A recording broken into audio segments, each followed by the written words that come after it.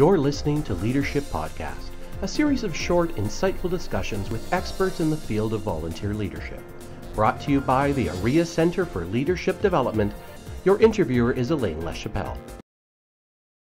I have with me in the green chair today, David Coulombe, and he is one of our facilitators for Building Leadership Through Communication, the course that we do for our presidents here at AREA.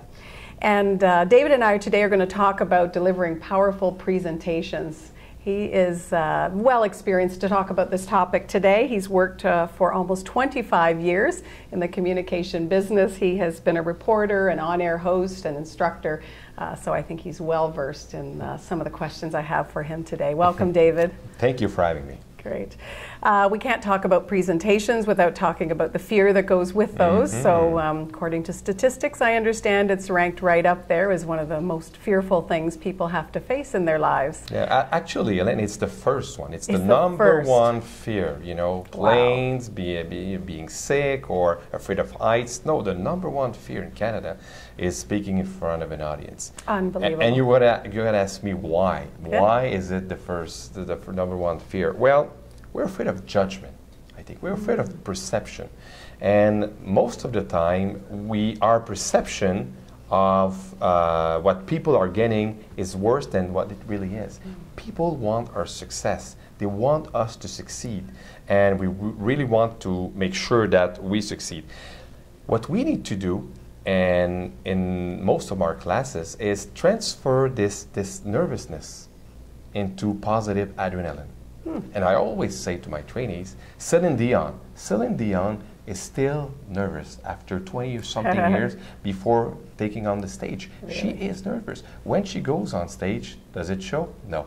She transformed this into adrenaline, positive. So how do people do that? How does someone start to do that? You know what? I talk about my 4 Ps. The 4 Ps in public speaking: plan, prepare, practice, perform. Plan your presentation. Think about what your goal is. Think about your audience. Who are you going to talk to? And the goal, what's your objective? What do you want to achieve by speaking to people? Prepare the logistic. You know, where is it going to be? How many people will be in the room? How much time do you have to talk? The other one, practice. When you practice, you don't whisper your presentation. Practice out loud, like the real thing. And the other one, perform. We all, you know, most of the time we neglect that aspect. But when you give a presentation, it's showtime. It's a performance. It's time to go on the ice, score a goal, top corner. And isn't that interesting that what you just said is three quarters of it is done before you step onto the podium? Exactly. And the more you practice, the more you will apply those 4 Ps, the more success is guaranteed. Sounds good. Yeah. So what would you say in the performance side of it are the strongest qualities of a speaker that you like to see or develop in people? Well, the first thing I always say is be honest. Be yourself.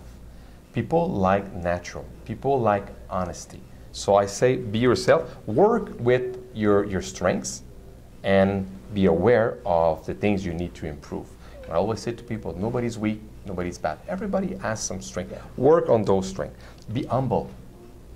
When you talk, make sure that people understand what you're talking about and that they feel that you're part of their team. Very important. The other one, be animated. Be animated. People are there to spend a good 3 minutes, 5 minutes. So make this a good experience for them.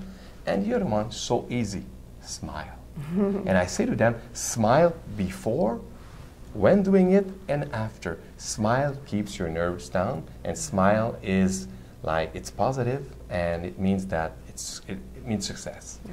And it's interesting because when people do some of that animated speak or smile a lot when they're speaking, to them it feels like it's over the top. But it doesn't look like it's over the top. You need to do quite a bit to be seen as being And the other thing I could have said too is apply the Barack Obama technique. What is the Barack Obama technique? Start slow. Barack Obama is one of the top speakers, and if you listen to him, he starts slow. Thank you so much. I think that is very good advice, I have to say. Thank you, David, for joining us today. I've been speaking to David Coulombe, And if you want more information on what we've talked about or more information on this topic, you can get it at our leadership site at aria.com. Thanks for joining us. You've been listening to Leadership Podcast. To subscribe to this podcast, go to aria.com/leadership.